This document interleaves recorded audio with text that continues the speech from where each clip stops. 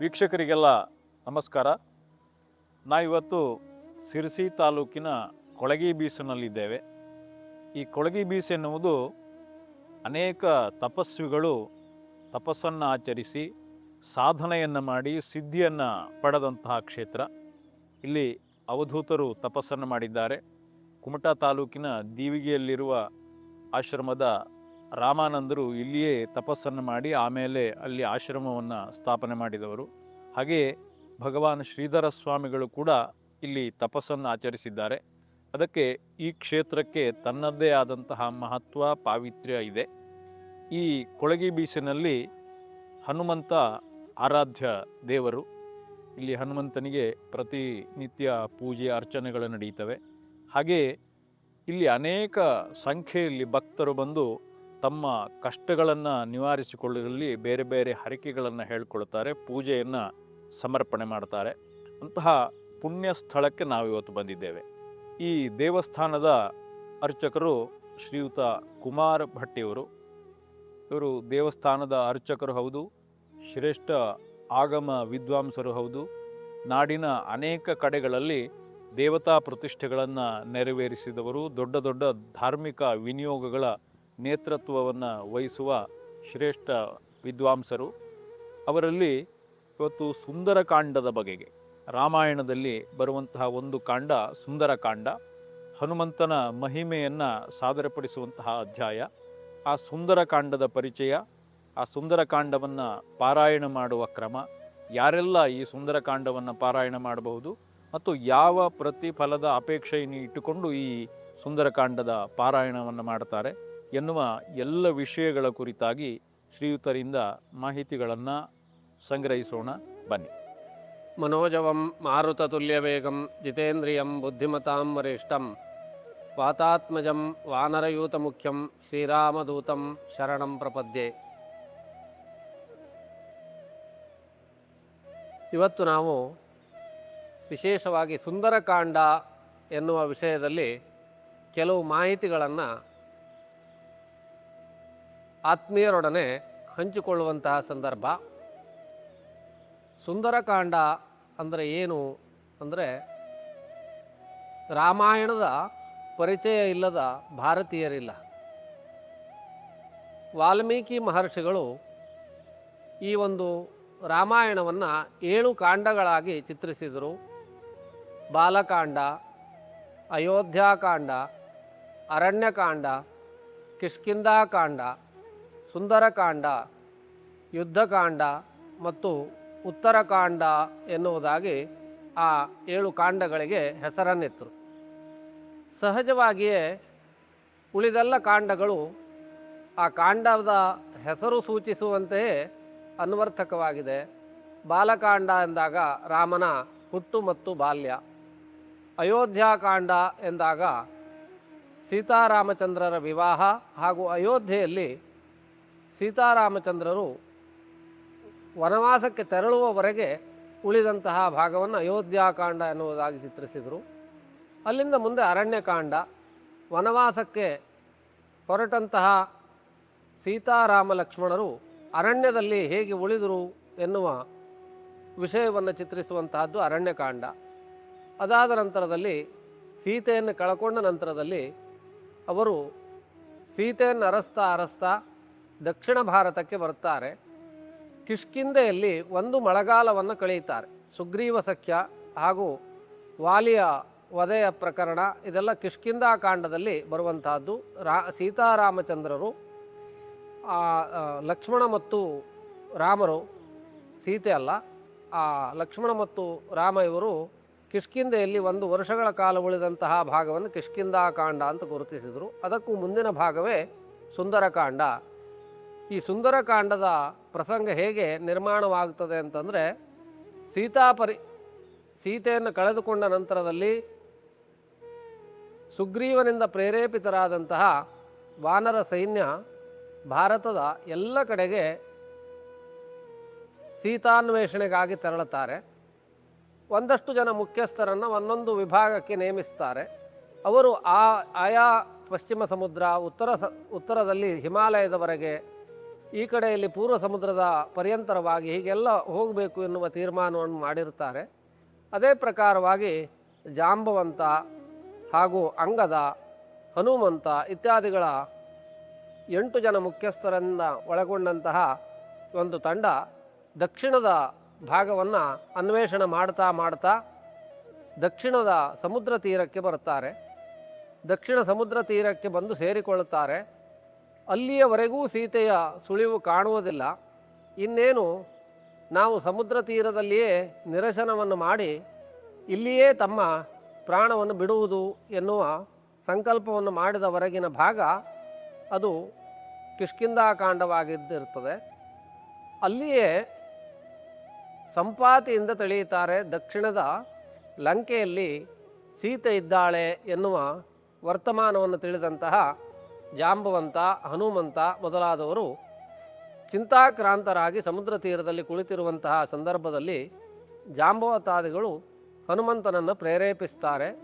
ನೀನು ಸಮುದ್ರವನ್ನು ದಾಟಬಹುದು, ಹಾರಬಹುದು, ನಿನಗೆ ಆ ಸಾಮರ್ಥ್ಯ ಉಂಟು ಎನ್ನುವುದಾಗಿ ಜಾಂಬವತಾದಿಗಳಿಂದ ಪ್ರೇರೇಪಿತಗೊಂಡಂತಹ ಆಂಜನೇಯ ಮೈನಾಕ ಪರ್ವತದಿಂದ ಏರಿ ಅಲ್ಲಿಂದ ದಕ್ಷಿಣ ಸಮುದ್ರವನ್ನು ಲಂಘಿಸುವಂತಹ ಭಾಗವೇ ಸುಂದರಕಾಂಡದ ಆರಂಭ.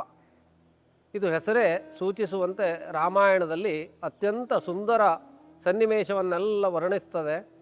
ಆದ್ದರಿಂದಲೂ ಅದು ಸುಂದರಕಾಂಡ ಎನ್ನುವ ಹೆಸರನ್ನು, ಅದನ್ನು ಹನುಮಂತನ ವಿಜಯದ ಭಾಗವಾದ್ದರಿಂದ ಆ ಹೆಸರನ್ನು ವಾಲ್ಮೀಕಿಗಳು ಚಿತ್ರಿಸಿದ್ದಾರೆ. ಮುಂದೆ ಹೆಸರೇ ಹೇಳುವಂತೆ ಯುದ್ಧಕಾಂಡ ಅಂದಾಗ ರಾಮರಾವಣರ ಯುದ್ಧ, ಹಾಗೂ ಉತ್ತರಕಾಂಡ ಅಂದಾಗ ಈ ಉತ್ತರಕಾಂಡದಲ್ಲಿ ಅಗಸ್ತ್ಯರ ಸಂವಾದ ಹಾಗೂ ಉಳಿದೆಲ್ಲ ರಾಕ್ಷಸರು ಹಾಗೂ ರಾಮಲಕ್ಷ್ಮಣಾದಿಗಳು ಪೂರ್ವಜನ್ಮದಲ್ಲಿ ಯಾರಾಗಿದ್ದರು, ಅವರ ಜನ್ಮ ಈಗೆಲ್ಲ ಹೇಗಾಯಿತು, ರಾವಣಾದಿಗಳ ಉದಯ ಹೇಗಾಯಿತು ಇತ್ಯಾದಿಗಳೆಲ್ಲವುದನ್ನು ತಿಳಿಸುವಂತಹದ್ದು ಉತ್ತರಕಾಂಡದಲ್ಲಿ ಬರುವಂತಹ ಕಥೆ. ಈ ಸುಂದರಕಾಂಡವನ್ನು ನಾವು ನೋಡುವುದಾದರೆ ಸುಂದರಕಾಂಡದಲ್ಲಿ ಈ ಹನುಮಂತನ ಪರಾಕ್ರಮ ಅಂದರೆ ಮೊದಲನೆಯ ಅಧ್ಯಾಯದಲ್ಲಿಯೇ ಹನುಮಂತ ಸಮುದ್ರವನ್ನು ಲಂಘಿಸುವುದಕ್ಕೆ ತನ್ನ ಶರೀರವನ್ನು ದೊಡ್ಡದಾಗಿ ಬೆಳೆಸಿ ಸಮುದ್ರವನ್ನು ಲಂಘನ ಮಾಡುವುದಕ್ಕೆ ಮುಂದಾಗ್ತಾನೆ.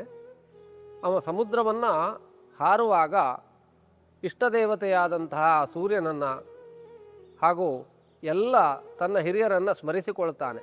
ಸಸೂರ್ಯಾಯ ಮಹೇಂದ್ರಾಯ ಪವನಾಯ ಸ್ವಯಂಭುವೇ ಭೂತೇಭ್ಯಶ್ಚ ಅಂಜಲಿಂ ಕೃತ್ವಾ ಚಕಾರ ಗಮನೆ ಮತಿಂ. ದೀರ್ಘವಾದಂತಹ ಪ್ರಯಾಣವನ್ನು ಆರಂಭ ಮಾಡಿದ್ದಾನೆ ಹನುಮಂತ. ಮಾಡುವಂತಹ ಸಂದರ್ಭದಲ್ಲಿ ನಾವೆಲ್ಲ ಹನುಮಂತನಿಂದ ಕಲಿಯಬೇಕಾದದ್ದೇನು ಅಂದರೆ ಭೂತೇಭ್ಯಶ್ಚಾಂಜಲಿಂ ಕೃತ್ವ, ತನ್ನ ಹಿರಿಯರನ್ನು, ತನಗೆ ಉಪಕರಿಸಿದವರನ್ನು ಎಲ್ಲವರನ್ನು ಸ್ಮರಣೆ ಮಾಡಿ ಸಮುದ್ರವನ್ನು ಹಾರುವುದಕ್ಕೆ ಮುಂದಾಗಿದ್ದಾನೆ. ಹಾರುವಂತಹ ಹನುಮಂತ ಯಾವ ಸಂಕಲ್ಪವನ್ನು ಮಾಡಿದ್ದಾನೆ ಅಂತಂದರೆ, ನಾನು ಹೋಗುವಂತಹ ಕಾರ್ಯದಲ್ಲಿ ವೈಫಲ್ಯ ಇಲ್ಲ, ಯಾಕೆಂದರೆ ನಾನು ರಾಮನ ಬಾಣದ ಉಪಾಧಿಯಲ್ಲಿ ಹೋಗ್ತಾ ಇದ್ದೇನೆ. ಯಥಾ ರಾಘವ ನಿರ್ಮುಕ್ತ ಶರಶ್ವಸನ ವಿಕ್ರಮ ಗಚ್ಚೇತ್ ತದ್ವದ್ಗಮಿಷ್ಯಾಮಿ ಲಂಕಾಂ ರಾವಣ ಪಾಲಿತಾಂ. ನಾನು ಹೇಗೆ ರಾಮ ಬಿಟ್ಟಂತಹ ಬಾಣ ಯಾವ ಗುರಿಯನ್ನು ಸೇರಬೇಕೋ ಆ ಗುರಿಯನ್ನು ಮಾತ್ರ ಸೇರುತ್ತದೆಯೋ ಹಾಗೆ ನಾನು ರಾಮನ ಶರದ ಉಪಾಧಿಯಲ್ಲಿ ಹೋಗ್ತಾ ಇದ್ದೇನೆ. ನನ್ನ ಹಿಂದಿರುವ ಬಲ ರಾಮನ ಬಲ ಎನ್ನುವುದಾಗಿ ನಂಬಿ ಹನುಮಂತ ಶರದಿಯನ್ನು ದಾಟ್ತಾ ಇದ್ದಾನೆ. ದಾಟುವಂತಹ ಸಂದರ್ಭದಲ್ಲಿ ಅನೇಕ ದೇವತೆಗಳು ಹಾಗೂ ಹಿರಿಯರೆಲ್ಲ ಸೇರಿ ಹನುಮಂತನ ಬುದ್ಧಿಮತ್ತೆಯನ್ನು ಪರೀಕ್ಷಿಸಬೇಕು ಎನ್ನುವುದಾಗಿ ಆಲೋಚನೆ ಮಾಡ್ತಾರೆ. ಬುದ್ಧಿಮತಾಂ ವರಿಷ್ಠಂ, ಹನುಮಂತ ಬುದ್ಧಿವಂತರಲ್ಲಿಯೇ ಶ್ರೇಷ್ಠ ಎನ್ನುವುದು ಮೊದಲೇ ಗೊತ್ತಾದದ್ದಿದ್ದರೂ ಕೂಡ ಈ ಸಂದರ್ಭದಲ್ಲಿ ಅವನು ಸಿಕ್ಕಿಕೊಳ್ಳಬಾರದು. ಯಾವುದೇ ರಾಕ್ಷಸರ ಮಧ್ಯದಲ್ಲಿ ಅವನು ಸಿಕ್ಕಿದಾಗ ಹೇಗೆ ಬಿಡಿಸಿಕೊಂಡಾನು ಎಂಬ ಅವನ ಬುದ್ಧಿಮತ್ತೆ ಪರೀಕ್ಷೆಗಾಗಿ ಸುರಸ ಎನ್ನುವ ನಾಗಮಾತೆಯನ್ನು ಪ್ರೇರೇಪಿಸಿ ಕಳಿಸ್ತಾರೆ.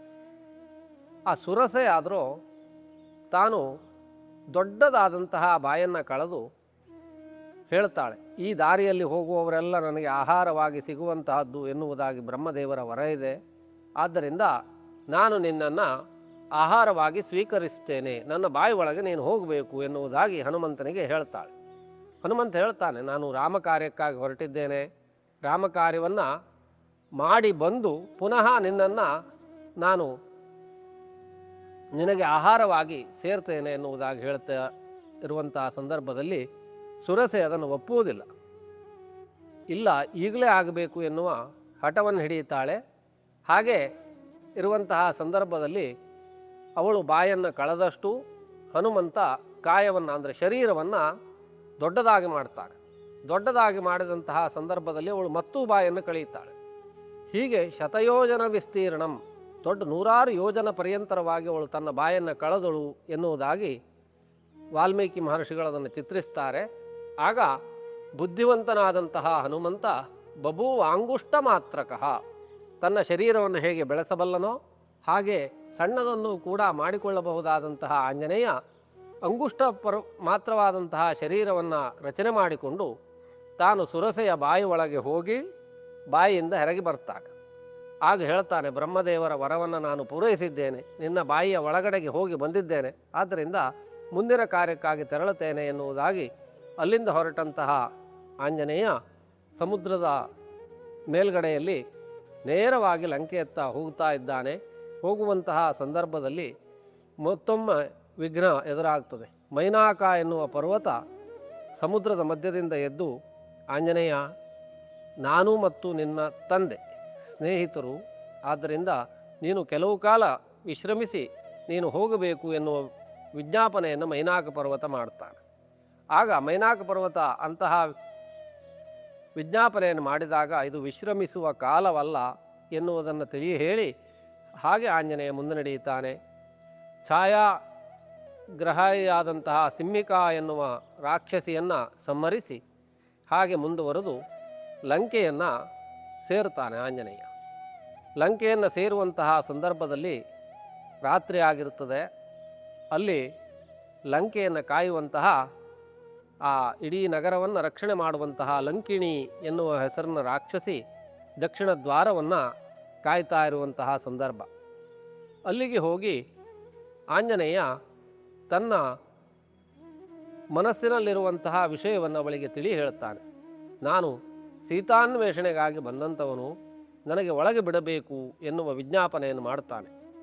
ಅದಕ್ಕೆ ಆ ಲಂಕಿಣಿ, ಈ ನನ್ನ ಆಜ್ಞೆಯ ಹೊರತುಪಡಿಸಿ ಲಂಕೆಯನ್ನು ಯಾರೂ ಒಳಪ್ರವೇಶ ಮಾಡುವಂತಿಲ್ಲ ಎನ್ನುವ ಮಾತನ್ನು ಹೇಳಿದ್ದನ್ನು ಕೇಳಿ ಸಿಟ್ಟುಗೊಂಡಂತಹ ಹನುಮಂತ ತನ್ನ ಮುಷ್ಟಿಯಿಂದ ಆ ಒಂದು ಲಂಕಿಣಿಯ ತಲೆಯ ಮೇಲೆ ಗುದ್ದುತ್ತಾನೆ.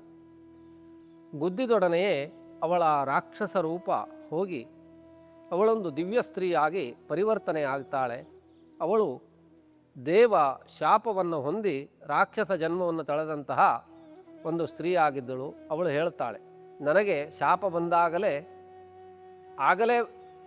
ಶಾಪ ವಿಮೋಚನೆಯ ಕಾಲದಲ್ಲಿ ಯಾವಾಗ ಮಂಗವೊಂದು ಬಂದು ನಿನ್ನ ತಲೆಯನ್ನು ಗುದ್ದಿ ನಿನ್ನನ್ನು ಸಂಹರಿಸ್ತದೆಯೋ ಆವಾಗ ನಿನ್ನ ಈ ಒಂದು ರಾಕ್ಷಸ ಜನ್ಮ ಹೋಗುತ್ತದೆ, ಹಾಗೂ ಅದೇ ಕಾಲಕ್ಕೆ ಲಂಕೆಯ ಅಧಃಪತನ ಆರಂಭವಾಗುತ್ತದೆ ಎನ್ನುವ ವಿಷಯವನ್ನು ತಿಳಿಯಪಡಿಸಿದ್ದಾರೆ. ಆದ್ದರಿಂದ ಲಂಕೆಯ ವಿಜಯ ನಿಮಗಾಗುತ್ತದೆ ಎನ್ನುವ ಮಾತನ್ನು ಹೇಳಿ ಅವಳು ದೇವಲೋಕದತ್ತ ನಡೆಯುತ್ತಾಳೆ. ಹಾಗೆಯೇ ಹನುಮಂತ ಲಂಕೆಯನ್ನು ಪ್ರವೇಶ ಮಾಡುತ್ತಾನೆ. ಲಂಕಾಪುರವನ್ನು ಪ್ರವೇಶಿಸಿದ ಹನುಮಂತ ಸ್ವರ್ಣಮಯಿಯಾದಂತಹ ಲಂಕೆಯಲ್ಲಿ ಚತುರಂಗುಲ ಮಾತ್ರೋಪಿ ನಾಮಕಾಶಸ್ಸ ವಿದ್ಯತೆ, ಎಲ್ಲ ಕಡೆಯಲ್ಲೂ ಸಂಚರಿಸ್ತಾನೆ. ಎಲ್ಲ ಕಡೆಯಲ್ಲೂ ಸಂಚರಿಸಿದಂತಹ ಆಂಜನೇಯ ಮನೆಯನ್ನು, ಕೋಣೆಯನ್ನು, ಪ್ರತಿ ಸ್ಥಳವನ್ನು ಕೂಡ ವೀಕ್ಷಿಸ್ತಾನೆ. ವೀಕ್ಷಿಸುವಂತಹ ಸಂದರ್ಭದಲ್ಲಿ ಅವನು ಅನೇಕ ವಿಧವಾದಂತಹ ಜನರನ್ನು ಕಾಣುತ್ತಾನೆ, ಅನೇಕ ವಿಧವಾದಂತಹ ಸ್ತ್ರೀಯರನ್ನು ಕಾಣುತ್ತಾನೆ. ಸತಿಪತಿಯರು ಒಂದಾಗಿರುವಂತಹ ಸನ್ನಿವೇಶವನ್ನು ನೋಡುತ್ತಾನೆ. ಬೆತ್ತಲೆಯಾಗಿರತಕ್ಕಂತಹ ಮಹಿಳೆಯರನ್ನೆಲ್ಲ ಕಾಣುತ್ತಾನೆ. ಕಂಡಾಗ ಹನುಮಂತ ಒಂದು ಸಾರೆ ಮನಸ್ಸಿನಲ್ಲಿ ಆಲೋಚನೆ ಮಾಡ್ತಾನೆ, ನಾನು ಬ್ರಹ್ಮಚಾರಿ ಆದ್ದರಿಂದ ನಾನು ನೋಡಬಾರದಂತಹ ಸನ್ನಿವೇಶವನ್ನೆಲ್ಲ ನೋಡ್ತಾ ಇದ್ದೇನಲ್ಲ, ಇದು ಏನು ಎನ್ನುವುದನ್ನು, ಇದರಿಂದ ನನಗೆ ಪಾಪ ಬರುತ್ತದೆಯೋ ಹೇಗೆ ಎನ್ನುವುದನ್ನು ಒಂದು ಸಾರಿ ಆಲೋಚಿಸ್ತಾನೆ. ಆದರೆ ಅವನೇ ಮುಂದೊಂದು ನಿರ್ಣಯಕ್ಕೆ ಬರ್ತಾನೆ. ನೋಡುವುದರಿಂದ ಪಾಪ ಇಲ್ಲ, ನೋಡುವ ಹಿಂದೆ ಯಾವ ಭಾವ ಇದೆ ಎನ್ನುವುದರ ಮೇಲೆ ಪಾಪ ಪುಣ್ಯಗಳು ನಿರ್ಣಯವಾಗುವಂತಹದ್ದು ಎನ್ನುವುದನ್ನು ತೀರ್ಮಾನಿಸ್ತಾನೆ. ಮನೋಹಿ ಹೇತು ಸರ್ವೇಷಾಂ ಇಂದ್ರಿಯಾಣಾಂ ಪ್ರವರ್ತನೆ ಶುಭಾಶುಭಾ ಸ್ವವಸ್ಥಾಸು ತಚ್ಛಮೇಸು ವ್ಯವಸ್ಥಿತಂ. ಯಾರು ನೋಡಿದ್ದಕ್ಕಿಂತ ಹೆಚ್ಚು ನೋಡುವ ಹಿಂದಿನ ಭಾವ ಏನು ಎನ್ನುವುದರ ಮೇಲೆ ಅವನಿಗೆ ಶುಭಾಶುಭಗಳ ಫಲಕತನವಾಗ್ತದೆ. ಆದ್ದರಿಂದ ನಾನು ಸೀತೆ ಹೌದೋ ಅಲ್ಲವೋ ಇಷ್ಟನ್ನು ಮಾತ್ರ ನೋಡಿದ್ದರಿಂದ ನನ್ನ ಬ್ರಹ್ಮಚರ್ಯಕ್ಕೂ ಭಂಗ ಇಲ್ಲ, ನನಗೆ ಯಾವ ಪಾಪದ ಲವಲೇಶವೂ ತಟ್ಟುವುದಿಲ್ಲ ಎನ್ನುವುದನ್ನು ಆಲೋಚಿಸಿ ಹಾಗೆಯೇ ಮುಂದೆ ಎಲ್ಲ ಕಡೆಯಲ್ಲಿ ರಾಕ್ಷಸರ ಅಂತಃಪುರವನ್ನೆಲ್ಲ ನೋಡ್ತಾ ನೋಡ್ತಾ ಎಲ್ಲ ಕಡೆಯಲ್ಲಿ ಸಂಚರಿಸ್ತಾನೆ. ಎಲ್ಲ ಕಡೆ ಸಂಚರಿಸುವಂತಹ ಸಂದರ್ಭದಲ್ಲಿ ಕುಂಭಕರ್ಣನು ದೊಡ್ಡದಾದಂತಹ ಉದ್ದಿನ ಮೂಟೆಯನ್ನೇ ಹಾಕಿದ ಹಾಗೆ ಕಾಣುತ್ತದೆ ಕುಂಭಕರ್ಣ ಮಲಗಿದಂತಹ ಸನ್ನಿವೇಶ ಎನ್ನುವುದನ್ನು ವಾಲ್ಮೀಕಿಗಳು ಚಿತ್ರಿಸ್ತಾರೆ. ಆ ಮಾಷರಾಶಿ ಪ್ರತೀಕಾಶಂ ನಿಶ್ವಸಂತಂ ಭುಜಂಗವತು. ಮಾಷರಾಶಿ ಅಂದರೆ ಉದ್ದಿನ ಕಾಳಿನ ರಾಶಿ ಹಾಕಿದ ಹಾಗೆ ಕಾಣ್ತದೆ ಎನ್ನುವುದಾಗಿ. ಅದನ್ನೇ ನಾವು ಚಿಕ್ಕ ಮಕ್ಕಳಾಗಿರುವಾಗ ನಮಗೆಲ್ಲ ಏನು ಕಣ್ಣೆ ಮುಚ್ಚೆ ಕಾಡೆಗೂಡೆ ಉದ್ದಿನ ಮೂಟೆ ಉರುಳೆ ಹೋಯಿತು ಎನ್ನುವ ಕಥೆಯನ್ನು ಹೇಳ್ತಿದ್ರೋ ಅದು ರಾಮಾಯಣದ ಕತೆ. ಅಂದರೆ ದಶರಥ ಕಣ್ಣು ಮುಚ್ಚಿದಾಗ ರಾಮನಿಗೆ ಕಾಡೆ ಗೂಡಾಯಿತು, ಕಣ್ಣೆ ಮುಚ್ಚೆ ಕಾಡೆಗೂಡೆ ಉದ್ದಿನ ಮೂಟೆ ಉರುಳೆ ಹೋಯಿತು ಅಂತಂದರೆ ರಾಮ ಅರಣ್ಯವಾಸವನ್ನು ಮಾಡಿದಂತಹ ಸಂದರ್ಭದಲ್ಲಿ ಕುಂಭಕರ್ಣ ರಾವಣ ಇತ್ಯಾದಿಗಳು ಅಳಿದರು ಎನ್ನುವ ಕಥೆಯನ್ನು ಸಂಕ್ಷೇಪವಾಗಿ ರಾಮಾಯಣದ ಮತ್ತು ಮಹಾಭಾರತದ ಕಥೆಗಳನ್ನು ಸಣ್ಣ ಮಕ್ಕಳಿಗೆ ತಿಳಿಯುವ ಸಂದರ್ಭದಲ್ಲಿ ನಮ್ಮ ಹಿರಿಯರು ಇಂತಹ ಅನೇಕ ಜಾಣ್ಮೆಯ ಕಥೆಗಳನ್ನು ಹೇಳ್ತಾ ಬಂದರು. ಹಾಗೆ ಒಳಗೆ ಪ್ರವೇಶಿಸಿದಂತಹ ಆಂಜನೇಯ ಎಲ್ಲ ಕಡೆಯಲ್ಲಿಯೂ ನೋಡಿ ಎಲ್ಲೂ ಸೀತೆ ಕಾಣದೇ ಇರುವ ಸಂದರ್ಭದಲ್ಲಿ ಎಲ್ಲ ಅಂತಃಪುರವನ್ನು ನೋಡ್ತಾನೆ. ಮಂಡೋದರಿ ಪಲ್ಲಂಗದ ಮೇಲೆ ಮಲಗಿರ್ತಾಳೆ. ಮಂಡೋದರಿಯನ್ನು ಸೂಕ್ಷ್ಮವಾಗಿ ನೋಡುವ ಮೊದಲೇ ಒಮ್ಮೆ ಇವಳೇ ಸೀತೆ ಎಂದು ಭಾವಿಸಿ ಅವನು ತತ್ಕ್ಷಣದಲ್ಲಿ ಹರ್ಷವನ್ನು ಹೊಂದಿ ದೊಡ್ಡದಾದಂತಹ ಕಂಬವನ್ನು ಏರಿ ತನ್ನ ಬಾಲವನ್ನು ತಾನು ಮುತ್ತಿಟ್ಟ ಎನ್ನುವ ಮಾತನ್ನು ವಾಲ್ಮೀಕಿಗಳು ಅತ್ಯಂತ ಸುಂದರವಾಗಿ ಚಿತ್ರಿಸ್ತಾರೆ. ಸ್ತಂಭಾನ್ನಿರೋಹಾನ್ ನಿಪಪಾತ ಭೂಮೌ ನಿದರ್ಶಯನ್ ಸ್ವಾಂ ಪ್ರಕೃತಿಂ ಕಪೀನಾಂ. ಮಂಗಗಳಿಗೆ ಸಹಜವಾದ ಚೇಷ್ಟೆ ಇರುವಂತೆ ದೊಡ್ಡದಾದಂತಹ ಕಂಬವನ್ನು ಏರಿದ ಆಂಜನೇಯ ಅವನ ಬಾಲವನ್ನೇ ಅವನು ಮುತ್ತಿಟ್ಟ. ಅನಂತರದಲ್ಲಿ ಆಲೋಚಿಸಿದ ಸೀತಾಮಾತೆ ಅವಳು ಸದಾ ರಾಮಧ್ಯಾನ ತತ್ಪರಳು ಎನ್ನುವುದಾಗಿ ಕೇಳಿದ್ದೇನೆ, ಆದ್ದರಿಂದ ಅವಳು ಇವಳಲ್ಲ ಎನ್ನುವುದಾಗಿ ಸೂಕ್ಷ್ಮವಾದಂತಹ ಶರೀರ ಚರ್ಯೆಯನ್ನೆಲ್ಲ ನೋಡಿ ಇವಳು ಮಂಡೋದರಿಯೇ ಹೊರತು ಇವಳು ಸೀತೆಯಲ್ಲ ಎನ್ನುವ ಅಭಿಪ್ರಾಯಕ್ಕೆ ಬಂದಂತಹ ಹನುಮಂತ ಹಾಗೆಯೇ ಮುಂದುವರಿಯುತ್ತಾ ನದೀ ತೀರಕ್ಕೆ ಬರ್ತಾನೆ. ಸಾಯಂಕಾಲದ ಸಮಯವಾದ್ದರಿಂದ ಈ ಸಾಯಂಕಾಲದ ಸಮಯದಲ್ಲಿ ಸಂಧ್ಯಾವಂದನೆಗೆ ನೀರನ್ನು ತೆಗೆದುಕೊಂಡು ಹೋಗುವುದಕ್ಕಾದರೂ ಸೀತೆ ಬರ್ತಾಳೆ ಎನ್ನುವ ಆಲೋಚನೆಯನ್ನು ಮಾಡಿ ಬುದ್ಧಿವಂತನಾದಂತಹ ಹನುಮಂತ ಅಲ್ಲಿಯೇ ಇರುವಂತಹ ಆ ಕಡೆ ಈ ಕಡೆ ಎಲ್ಲ ಕಡೆ ಸರೋವರ ನದಿ ಎಲ್ಲ ಕಡೆಯಲ್ಲಿ ಓಡಾಡ್ತಾನೆ. ಓಡಾಡಿದ ಹನುಮಂತನಿಗೆ ಅಶೋಕವನದಲ್ಲಿ ಸೀತೆ ಇದ್ದಾಳೆ ಎನ್ನುವ ವಿಷಯವನ್ನು ತಿಳಿಯಪಡಿಸ್ತಾಳೆ. ಅಶರೀರವಾಣಿಯಿಂದ ಅಶೋಕವನದಲ್ಲಿ ಸೀತೆ ಇದ್ದಾಳೆ ಎನ್ನುವುದನ್ನು ತಿಳಿದು ಅಶೋಕವನಕ್ಕೆ ಹೋಗಿ ಸೀತೆಯನ್ನು ಕಾಣುವುದಕ್ಕಾಗಿ ಮೊದಲಿಗೆ ದೂರದಿಂದ ನೋಡುತ್ತಾನೆ. ಓಹೋ, ಇವಳು ಸೀತೆ ಹೌದಾಗಿರಬಹುದು, ಯಾಕೆಂದರೆ ಸುತ್ತ ಅನೇಕ ಜನ ರಾಕ್ಷಸರ ಸ್ತ್ರೀಯರು ಕಾಯಲಿಕ್ಕಿದ್ದಾರೆ. ಮರದ ಕೆಳಗೆ ರಾಮನನ್ನು ಚಿಂತಿಸುತ್ತಿರುವಂತೆ ಧ್ಯಾನಾಸಕ್ತಳಾದಂತಹ ಯಾವುದೋ ಒಂದು ಸ್ತ್ರೀ ಇದ್ದಾಳೆ, ಆದ್ದರಿಂದ ಇವಳೇ ಸೀತೆ ಎನ್ನುವುದನ್ನು ಭಾವಿಸಿ ಅಲ್ಲಿಯೇ ಹತ್ತಿರಕ್ಕೆ ಹೋಗಿ ಏನು ನಡೀತಾ ಇದೆ ಎನ್ನುವ ವಿದ್ಯಮಾನವನ್ನೆಲ್ಲ ನೋಡ್ತಾ ಇದ್ದಾನೆ. ಅದೇ ವೇಳೆಗೆ ರಾವಣನಿಂದ ಪ್ರೇರೇಪಿತರಾದಂತಹ ಅನೇಕ ಜನರು ಬಂದು ಸೀತೆಯ ಮನಸ್ಸನ್ನು ಒಲಿಸುವುದಕ್ಕೆ ಪ್ರಯತ್ನ ಮಾಡ್ತಾರೆ. ನಂತರದಲ್ಲಿ ಸ್ವತಃ ರಾವಣನೇ ಬರ್ತಾನೆ. ರಾವಣನೇ ಬಂದು ಆ ಸೀತೆಗೆ ಹೇಳ್ತಾನೆ, ಇನ್ನು 2 ತಿಂಗಳದ ಅವಕಾಶ ನಿನಗಿದೆ, 2 ತಿಂಗಳದ ಒಳಗೆ ನೀನು ನನ್ನನ್ನು ಸೇರದೇ ಇದ್ದರೆ, ಅಂತಹ ಗರ್ವವನ್ನು ತೋರಿಸಿದರೆ 2 ತಿಂಗಳ ನಂತರದಲ್ಲಿ ಬೆಳಗಿನ ಉಪಹಾರಕ್ಕಾಗಿ ನಿನ್ನನ್ನು ಕೊಚ್ಚಿ ತಿನ್ನಲಾಗುವುದು, ನಾವು ರಕ್ಕಸರು ಎನ್ನುವ ಮಾತನ್ನು ಆ ಸೀತೆಗೆ ಹೇಳ್ತಾಳೆ. ಆಗ ಸೀತೆ ಸ್ವಲ್ಪ ಭಯಗ್ರಸ್ತಳಾಗ್ತಾಳೆ. ಭಯಗ್ರಸ್ತಳಾದಂತಹ ಸೀತೆ ಶೋಕದಿಂದ ಚಿಂತನೆಯನ್ನು ಮಾಡುತ್ತಾಳೆ. ಯಾಕೆ ಇಂತಹ ಮಾತನ್ನು ಕೇಳುವಂತಹ ಸಂದರ್ಭ ನನಗೆ ಬಂತು? ಉದ್ಬಂಧನಮ್ಮ ವಿಷಭಕ್ಷಣಮ್ಮ, ನನ್ನ ಪ್ರಾಣ ಉರುಳು ಹಾಕಿಕೊಳ್ಳುವುದರ ಮುಖಾಂತರವಾಗಿಯೋ ವಿಷ ಕುಡಿಯುವುದರ ಮುಖಾಂತರವಾಗಿಯೋ ಆದರೂ ಹೋಗಬಾರದೆ ಎನ್ನುವುದನ್ನು ಆಲೋಚಿಸ್ತಾಳೆ. ಹಾಗೆ ಇರುವಂತಹ ಸಂದರ್ಭದಲ್ಲಿ ಅವಳು ಉಳಿದೆಲ್ಲ ರಕ್ಕಸರಿಗೆ ತನ್ನ ದೃಢ ನಿಲುವನ್ನು ತಿಳಿಯಪಡಿಸ್ತಾಳೆ. ಇದೇ ಸಂದರ್ಭದಲ್ಲಿ ಸೀತೆಗೆ ಶುಭ ಶಕುನವಾಗುತ್ತದೆ ಎನ್ನುವುದನ್ನು ವಾಲ್ಮೀಕಿಗಳು ಚಿತ್ರಿಸಿದ್ದಾರೆ. ಆ ಶುಭ ಶಕುನವನ್ನು ನಂಬಿ ಆ ಸೀತಾಮಾತೆ ಅಶೋಕವನದಲ್ಲಿಯೇ ಇರುವಂತಹ ಸಂದರ್ಭದಲ್ಲಿ ತ್ರಿಜಟೆ ಎನ್ನುವ ಒಂದು ರಾಕ್ಷಸ ಸ್ತ್ರೀ, ರಾತ್ರಿ ಉಳಿದವರೆಲ್ಲರೂ ಮಲಗಿದ್ದಾರೆ, ಒಮ್ಮೆಲೆ ಎಚ್ಚೆತ್ತುಕೊಳ್ಳುತ್ತಾಳೆ. ತ್ರಿಜಟೆ ಉಳಿದವರಿಗೆ ಹೇಳ್ತಾಳೆ, ಎಲೈ ರಕ್ಕಸರ, ನೀವು ಈಗ ಯಾರನ್ನು ನಾವು ಕಾಯ್ತಾ ಇದ್ದೇವೆಯೋ ಇವಳೇ ಸಾಕ್ಷಾತ್ ಲಕ್ಷ್ಮಿಯ ಸ್ವರೂಪ, ಇವಳಿಗೆ ನಾಶವಿಲ್ಲ. ಅವಳು ಕಾಲರಾತ್ರಿಯಂತೆ ಲಂಕೆಯನ್ನೇ ನಾಳೆ ನಾಶ ಮಾಡಿ ಆಳು, ಆದ್ದರಿಂದ ನಾವು ಅವಳಿಗೆ ಶರಣು ಹೋಗುವುದು ಒಳಿತು ಎನ್ನುವ ಮಾತನ್ನು ಅವಳು ಉಳಿದೆಲ್ಲ ರಕ್ಕಸರಿಗೆ ಹೇಳ್ತಾಳೆ. ಸ್ವಪ್ನದ ದೃಷ್ಟಾಂತವನ್ನು ಎಲ್ಲ ಹೇಳ್ತಾಳೆ. ಸ್ವಪ್ನದಲ್ಲಿ ಹೀಗೆ ಎಲ್ಲ ಕಂಡ್ವಿ ನಾವು ಎನ್ನುವುದನ್ನು. ಆಗ ಸೀತೆ ಒಂದು ಮಾತನ್ನು ಹೇಳ್ತಾಳೆ, ನೀವು ಶರಣು ಬಂದದ್ದೇ ಆದರೆ, ನೀವು ಹೇಳಿದ್ದೆಲ್ಲ ಸತ್ಯವಾಯಿತು ಅಂತಾದರೆ, ನಮ್ಮ ಪತಿದೇವರು ನನ್ನನ್ನು ಇಲ್ಲಿಂದ ಕರೆದುಕೊಂಡು ಹೋಗುವಂತಹ ವಿಜಯ ನಮ್ಮ ಪಾಲಿಗೆ ಆಯಿತು ಅಂತಾದರೆ ನಾನು ನಿಮ್ಮನ್ನೆಲ್ಲ ರಕ್ಷಿಸ್ತೇನೆ ಎನ್ನುವ ಮಾತನ್ನು ಆ ರಕ್ಕಸರಿಗೆಲ್ಲ ಹೇಳ್ತಾಳೆ. ಹಾಗೆ ಮುಂದುವರಿದು ಉಳಿದೆಲ್ಲ ರಕ್ಕಸರು ಮತ್ತೆ ಪುನಃ ನಿದ್ರೆಯನ್ನು ಮಾಡುತ್ತಾರೆ.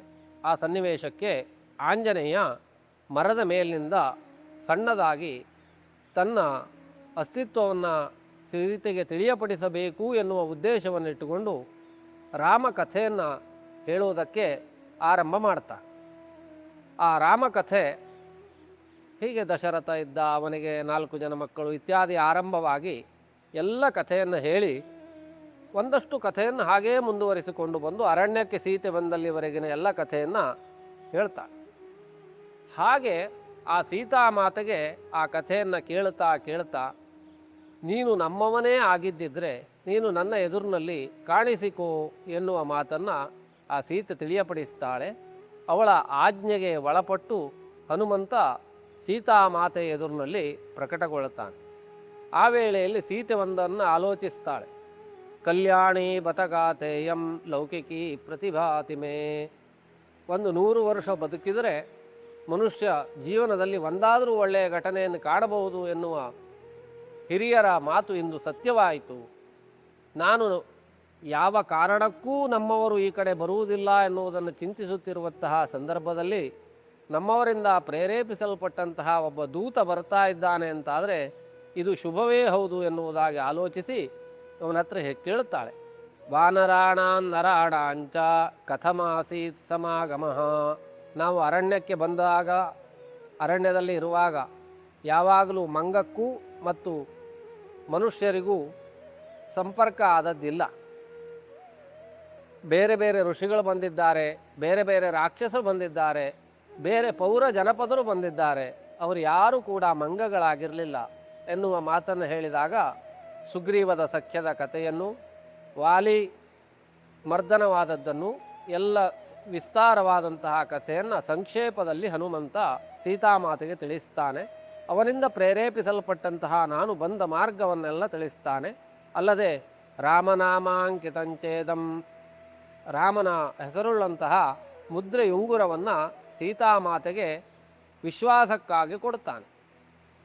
ಆಗ ವಿಶ್ವಾಸದಿಂದ ತೆಗೆದುಕೊಂಡಂತಹ ಆ ಸೀತೆ ಅದನ್ನು 2 ಕೈಗಳಿಂದ ಪಡೆದು ತನ್ನ ಕಣ್ಣಿಗೆ ಒತ್ತಿಕೊಂಡು ತನ್ನ ಮಡಿಲಿನಲ್ಲಿ ಆ ಮುದ್ರೆಯುಂಗುರವನ್ನು ಸೆರಗಿನಲ್ಲಿ ಕಟ್ಟಿ ಇಟ್ಟುಕೊಳ್ಳುತ್ತಾಳೆ ಎನ್ನುವುದಾಗಿ ಹನುಮಂತನ ಒಂದು ಮಹಿಮೆಯನ್ನು ವಾಲ್ಮೀಕಿಗಳು ಚಿತ್ರಿಸ್ತಾರೆ.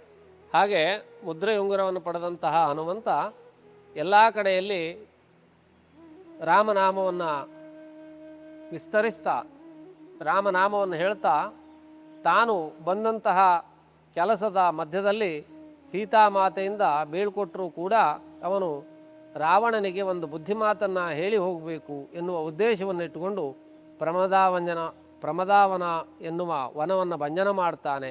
ಹಾಗೆ ಆಗ ವನವನ್ನು ಹಾಳು ಮಾಡಿದ್ದರ ಪ್ರಭಾವವಾಗಿ ವನವನ್ನು ರಕ್ಷಿಸಲಿಕ್ಕೆ ಬಂದಂತಹ ರಾವಣನ ಮಗ ಅಕ್ಷಕುಮಾರನನ್ನು ವಧಿಸ್ತಾನೆ. ಇಂದ್ರಜಿತುವಿನ ಬ್ರಹ್ಮ ಪಾಶಕ್ಕೆ ಬಂಧಿಸಲ್ಪಟ್ಟು ರಾವಣನ ಸಭೆಗೆ ಹೋಗ್ತಾನೆ. ರಾವಣನಿಗೆ ಬುದ್ಧಿ ಮಾತನ್ನು ಹೇಳ್ತಾನೆ. ರಾವಣ, ಪರಸತಿಯರನ್ನು ಇಟ್ಟುಕೊಳ್ಳುವುದು ಒಳ್ಳೆಯದಲ್ಲ, ಆದ್ದರಿಂದ ನೀನು ಅವಳನ್ನು ಕಳಿಸಿಕೊಡಬೇಕು ಎನ್ನುವ ಮಾತನ್ನು ಹೇಳಿದಾಗ ರಾವಣನ ಸಿಟ್ಟುಗೊಂಡು ಹನುಮಂತನ ವಧೆಗೆ ಆಜ್ಞೆ ಮಾಡ್ತಾನೆ. ಆದರೆ ರಾಜಕಾರಣದಲ್ಲಿ ಪರರಾಜ್ಯದ ದೂತರನ್ನು ವಧೆ ಮಾಡುವುದು ನಿಷಿದ್ಧ ಎನ್ನುವುದು ವಿಭೀಷಣನಿಂದ ಪುನಃ ಉಚ್ಚರಿಸಲ್ಪಟ್ಟಾಗ ಹನುಮಂತನ ಬಾಲಕ್ಕೆ ಬೆಂಕಿ ಇಡುವುದು ಎನ್ನುವ ಮತ್ತೊಂದು ಶಿಕ್ಷೆಯನ್ನು, ಪರ್ಯಾಯ ಶಿಕ್ಷೆಯನ್ನು ಕೊಡ್ತಾರೆ. ಆ ಬಾಲಕ್ಕೆ ಬೆಂಕಿ ಇಟ್ಟಂತಹ ಸಂದರ್ಭದಲ್ಲಿ ಹನುಮಂತ ಆಲೋಚಿಸ್ತಾನೆ. ಮನೆಗೆ ಬಂದಂತಹ ಅತಿಥಿಗಳಿಗೆ ಆಹಾರವನ್ನು ಸಾಮಾನ್ಯ ಮನುಷ್ಯರೇ ಕೊಡುವಾಗ ಅಗ್ನಿದೇವ ನನ್ನ ಬಾಲದ ಮೇಲೆ ಬಂದಿದ್ದಾನೆ, ಅಸ್ಯ ಸಂತರ್ಪಣ ನ್ಯಾಯಂ ಕರ್ತು ಮೇ ಬಿರಗ್ರಹೋತ್ತಮೈ ಎನ್ನುವುದಾಗಿ ಈ ಅಗ್ನಿಗೆ ಆಹುತಿಯನ್ನು ಕೊಡ್ತೇನೆ ಎನ್ನುವುದಾಗಿ ಸಂಕಲ್ಪಿಸಿ ಇಡೀ ಲಂಕೆಯನ್ನು, ವಿಭೀಷಣನ ಗ್ರಹವೊಂದನ್ನು ಬಿಟ್ಟು ಇಡೀ ಲಂಕೆಯನ್ನು ಸುಡುತ್ತಾನೆ. ಇಡೀ ಲಂಕೆಯನ್ನು ಸುಟ್ಟಂತಹ ಹನುಮಂತ ಒಂದು ಕ್ಷಣ ಆಲೋಚಿಸ್ತಾನೆ. ಲಂಕೆ ಎಲ್ಲವೂ ಸುಟ್ಟ ಮೇಲೆ ಮತ್ತೆ ಸೀತೆಯಲ್ಲಿ ಉಳಿಯಿತು, ಆದ್ದರಿಂದ ಯಾವುದು ಮಾಡಬಾರದ ಕೆಲಸವೋ ಮಯಾ ಮೂಲಕ್ಷಯ ಕೃತಃ, ಮೂಲವನ್ನೇ ಹಾಳು ಮಾಡಿದ ಹಾಗಾಯಿತು ಎನ್ನುವುದಾಗಿ ಚಿಂತಿಸಿ ಆಲೋಚಿಸುವಂತಹ ಸಂದರ್ಭದಲ್ಲಿ ಅಶೋಕವನಕ್ಕೆ ಬೆಂಕಿ ಬೀಳಲಿಲ್ಲ ಎನ್ನುವ ವಿಷಯವನ್ನು ತಿಳಿದು ಸೀತೆಯನ್ನು ಕಂಡು ಪುನಃ ಪರಿಕ್ರಮವನ್ನು ಮಾಡಿ ಸೀತೆಗೆ ನಮಸ್ಕರಿಸಿ ತನ್ನ ಬಾಲದ ಬೆಂಕಿಯನ್ನು ನಂದಿಸಿ ಹಾಗೆ ಉತ್ತರದತ್ತ ಪ್ರಯಾಣವನ್ನು ಮಾಡಿ ಸಮುದ್ರವನ್ನು ದಾಟಿದಂತಹ ಆಂಜನೇಯ ಇತ್ತ ಸುಗ್ರೀವಾದಿಗಳಿಗೆಲ್ಲ ಅಲ್ಲಿಯ ವಿಷಯವನ್ನೆಲ್ಲ ಸವಿಸ್ತಾರವಾಗಿ ತಿಳಿಸ್ತಾನೆ. ಆ ಸುಗ್ರೀವಾದಿಗಳು ಎಲ್ಲರೂ ಸೇರಿ ರಾಮನಿಗೆ ಬಂದು ಈ ವಿಷಯವನ್ನು ಹೇಳುವಲ್ಲಿಯವರೆಗೆ ಸುಂದರಕಾಂಡ ನಿರೂಪಿತವಾಗಿರ್ತದೆ. ಒಟ್ಟಾರೆ ಹನುಮದ್ವಿಜಯಾಂಕಿತಂ, ಹನುಮಂತರ ವಿಜಯವನ್ನು ಹೇಳಿದಂತಹ ಭಾಗವನ್ನು ವಾಲ್ಮೀಕಿಗಳು ಸುಂದರಕಾಂಡ ಎನ್ನುವುದಾಗಿ ಚಿತ್ರಿಸಿದ್ದಾರೆ. ಈ ಸುಂದರಕಾಂಡವನ್ನು ನಾವು ಲೋಕದಲ್ಲಿ ಪಾರಾಯಣ ಮಾಡುವುದನ್ನು ಪ್ರತಿನಿತ್ಯ ಕಾಣ್ತಾ ಇರ್ತೇವೆ. ಈ ಸುಂದರಕಾಂಡದ ಪಾರಾಯಣವನ್ನು ಮಾಡುವುದರಿಂದ ಏನು ವಿಶೇಷತೆ ಅಥವಾ ಯಾಕಾಗಿ ಮಾಡುವುದು ಅದನ್ನು ಅಂತಂದರೆ, ಯಾರಿಗೆ ಕಷ್ಟ ಬಂದಿದೆಯೋ ಅಂತಹ ಕಷ್ಟದ ವಿಮೋಚನೆ ಆಗುವಂತಹ ಸಂದರ್ಭದಲ್ಲಿ ಅನೇಕ ಉಪಾಸನೆಗಳ ಪೈಕಿ ಈ ಸುಂದರಕಾಂಡವು ಶ್ರೇಷ್ಠವಾದದ್ದು. ನಷ್ಟದ್ರವ್ಯಸ್ಯ ಲಾಭೋ ಹಿ ಸುಂದರ ಪರಿಕೀರ್ತಿತಃ. ನಷ್ಟದ್ರವ್ಯ, ನಮಗೆ ಬರುವಂತಹ ಯಾವುದೋ ಹಣಕಾಸಿನ ತೊಂದರೆ ಅಥವಾ ನಮ್ಮ ವಸ್ತು ಕಳೆದು ಹೋಗಿದೆ, ಕಳೆದು ಹೋದದ್ದನ್ನು ಕೂಡಿಸುವಂತಹ ಒಂದು ಅನುಷ್ಠಾನ ಈ ಸುಂದರಕಾಂಡ ಅಂತ ಚಿತ್ರಿಸಿದರು. ಹೇಗೆ ಅದು ಅಂತಂದರೆ, ಸೀತೆ ರಾಮನನ್ನು ಬಿಟ್ಟು ಕಳೆದು ಹೋದಂತಹ ಸಂದರ್ಭ, ಕಳೆದು ಹೋದಂತಹ ಸೀತೆ ಅವಳು ಪ್ರಕೃತಿಯ ಸ್ವರೂಪ, ಭೂಮಾತೆಯ ರೂಪ, ಸಾಕ್ಷಾತ್ ರಾಮನೇ ವಿಷ್ಣು ಸ್ವರೂಪ. ಆದ್ದರಿಂದ ಆ ವಿಷ್ಣು ಮತ್ತು ಲಕ್ಷ್ಮಿಯರನ್ನು ಒಟ್ಟು ಸೇರಿಸಿದ, ರಾಮಸೀತೆಯರನ್ನು ಒಟ್ಟು ಸೇರಿಸಿದ ಈ ಭಾಗವನ್ನು ಪಾರಾಯಣ ಮಾಡುವುದರಿಂದ ಆ ಒಂದು ನಷ್ಟದ್ರವ್ಯ ಪುನಃ ಪ್ರಾಪ್ತಿಯಾಗ್ತದೆ ಎನ್ನುವುದು ಪುರಾಣಾದಿಗಳಲ್ಲೆಲ್ಲ ಕಂಡುಬರ್ತದೆ. ಹಾಗೆ ಅದರೊಟ್ಟಿಗೆ ಸೀತೆ ಒಂದು ಮಾತನ್ನು ಹೇಳಿದ್ದನ್ನು ಪದ್ಮಪುರಾಣಾದಿಗಳಲ್ಲಿ ವಿವರಿಸ್ತಾರೆ. ಯಾರು ನನ್ನ ಕಷ್ಟವನ್ನು ಕಳೆದಂತಹ ಈ ಕಥೆಯನ್ನು ಕೇಳ್ತಾರೋ, ಯಾರು ಪಾರಾಯಣ ಮಾಡ್ತಾರೆ, ಅಂಥವರ ಎಲ್ಲ ಕಷ್ಟವನ್ನು ನಾನು ಕಳೆಯುತ್ತೇನೆ ಎನ್ನುವುದಾಗಿ ಸೀತೆ ಆ ಕಾಲದಲ್ಲಿ ವರ ಕೊಟ್ಟಳಂತೆ. ಹಾಗಾಗಿ ಅವತ್ತಿನಿಂದ ಇವತ್ತಿನವರೆಗೆ ಈ ಸುಂದರಕಾಂಡದ ಪಾರಾಯಣ ಅವ್ಯಾಹತವಾಗಿ ನಡೆಯುತ್ತಾ ಇದೆ. ಅದಲ್ಲದೆ ರಾಮಾಯಣದ ಎಲ್ಲ ಭಾಗಗಳು ಕೂಡ ಪವಿತ್ರಿಗೊಳಿಸುವ ಶ್ಲೋಕಗಳೇ ಆಗಿವೆ. ಆದ್ದರಿಂದ ಅದರ ರಾಮಾಯಣದ ಮಹಿಮೆಯನ್ನು ಹೇಳುವಂತಹ ಸಂದರ್ಭದಲ್ಲಿ ಶೃಣ್ವನ್ನ ರಾಮಾಯಣಂ ಭಕ್ತ್ಯಾ ಯಪ್ಪಾದಂ ಪದಮೇವ ಬಾ ಸಯಾತಿ ಬ್ರಹ್ಮಣ ಸ್ಥಾನಂ ಬ್ರಹ್ಮಣ ಪೂಜ್ಯತೆ ಸದಾ. ರಾಮಾಯಣದ ಒಂದೇ ಒಂದು ಶ್ಲೋಕವನ್ನು ಕೇಳಿದರೂ ಕೂಡ ಅಥವಾ ಪಾರಾಯಣ ಮಾಡಿದರೂ ಕೂಡ ಅದು ಅತ್ಯಂತ ಪವಿತ್ರವಾದಂತಹ ಸಂದರ್ಭ ಎನ್ನುವುದನ್ನು ಹಿರಿಯರು ತಿಳಿಯಪಡಿಸಿದರು. ಈ ಒಂದು ಸಂದರ್ಭದಲ್ಲಿ ಆ ಸೀತಾ ಮಾತೆಗೆ ಬಂದಂತಹ ಕಷ್ಟ ಪರಿಹಾರಕ್ಕಾಗಿ ಯಾವ ಹನುಮಂತ ಸಮುದ್ರವನ್ನು ಲಂಘಿಸಿದನೋ ಆ ಒಂದು ಕಥೆಯನ್ನು ಪ್ರತಿಯೊಬ್ಬರೂ ಕೂಡ ಪಾರಾಯಣ ಮಾಡಲಿಕ್ಕೆ ಆ ಒಂದು ಶ್ರೇಷ್ಠವಾದಂತಹ ಗ್ರಂಥ ಎನ್ನುವ ವಿಷಯದಲ್ಲಿ ವಾಲ್ಮೀಕಿಗಳು ಚಿತ್ರಿಸಿದರು. ಇದನ್ನು ಯಾರು ಪಾರಾಯಣ ಮಾಡಬಹುದು, ಹೇಗೆ ಪಾರಾಯಣ ಮಾಡಬಹುದು ಎಂದರೆ, ಪಾರಾಯಣಕ್ಕೆ ರಾಮಾಯಣಾದಿ ಕಥೆಗಳನ್ನು ಭಾರತದಲ್ಲಿ ಹುಟ್ಟಿದ ಪ್ರತಿಯೋರ್ವರೂ ಕೂಡ ಪಾರಾಯಣ ಮಾಡುವುದಕ್ಕೆ ಯೋಗ್ಯವಾದಂತಹ ಶ್ಲೋಕಗಳೇ ಆಗಿದ್ದಾವೆ. ಆದ್ದರಿಂದ ಪ್ರತಿ ದಿವಸದಲ್ಲಿ 1 ಶ್ಲೋಕ 2 ಶ್ಲೋಕ ಅಥವಾ 1 ಅಧ್ಯಾಯ 2 ಅಧ್ಯಾಯ ಈ ರೀತಿಯಾದಂತಹ ಕ್ರಮವನ್ನಿಟ್ಟುಕೊಂಡು ಸರ್ವ ಭಾರತೀಯರೂ ಕೂಡ ರಾಮಾಯಣದ ಭಾಗವಾದಂತಹ ಸುಂದರಕಾಂಡವನ್ನು ಅಥವಾ ರಾಮಾಯಣವನ್ನು ಪಾರಾಯಣ ಮಾಡಬಹುದು.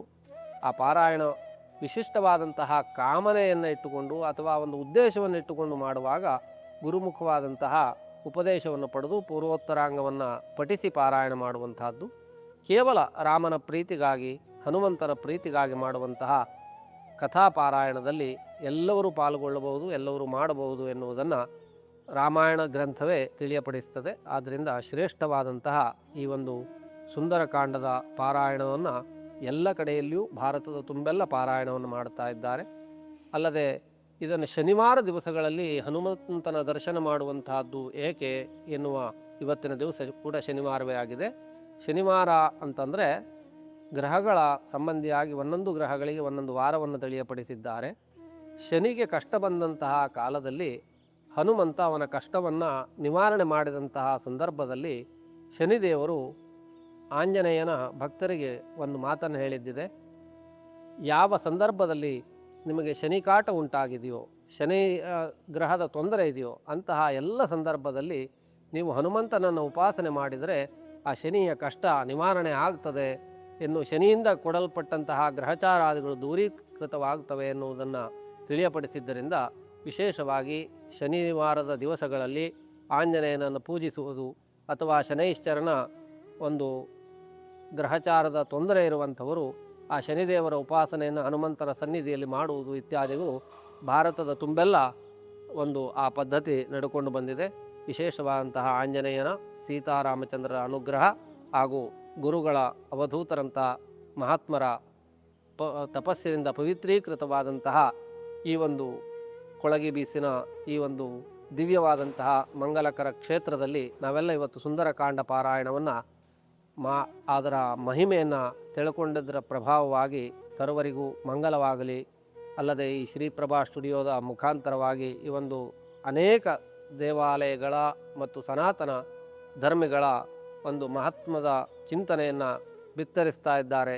ಆ ಒಂದು ಶ್ರೀಪ್ರಭಾ ಸ್ಟುಡಿಯೋದ ಎಲ್ಲ ಒಂದು ಪದಾಧಿಕಾರಿಗಳಿಗೂ ಅದನ್ನು ಅವಲಂಬಿಸಿರುವಂತಹ ಎಲ್ಲ ಗ್ರಾಹಕರಿಗೂ ಕೂಡ ದೇವರು ಮಂಗಲವನ್ನು ಮಾಡಲಿ ಎನ್ನುವುದಾಗಿ ಚಿಂತಿಸಿ ಇವತ್ತಿನ ಈ ಒಂದು ಕಾರ್ಯಕ್ರಮಕ್ಕೆ ನಾವು ಮಂಗಲವನ್ನು ಮಾಡ್ತಾ ಇದ್ದೇವೆ. ಹರಿ ಓಂ.